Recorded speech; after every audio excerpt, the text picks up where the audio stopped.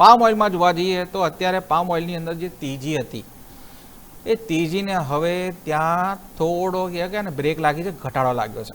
એટલે કહેવાય ને કે એમાં થોડી બ્રેક આવી છે અને જે 4,990ની બોર્ડર ક્રોસ કરી ગયું હતું રિંગિટમાં. હવે એ જે પામની અંદર છે ઘટાડો આવ્યો છે.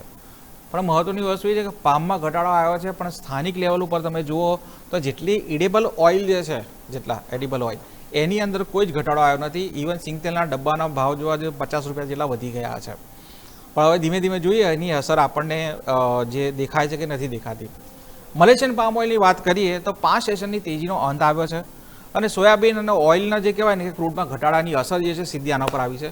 જો ભાવની વાત કરીએ તો 4,990 રિંગિટ જે હતા પ્રતિ ટન એ જે ભાવ ઘટ્યા છે, ઘટીને એના પર સ્થિર થયા છે. અને વેજીટેબલ ઓઇલનું મિશ્ર માર્કેટ જે કહેવાય ને કે ટ્રેન્ડ જોવા મળી રહ્યો છે. સાથે જોવા જઈએ તો ઇન્ડોનેશિયા છે, મલેશિયા છે, થાઈલેન્ડ છે, આ બધા બાયોફ્યુઅલ ઉપર વધારે અસર કરી રહ્યા છે, કામ કરી રહ્યા છે.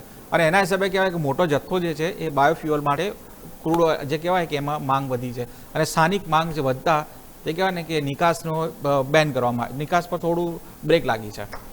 એટલા માટે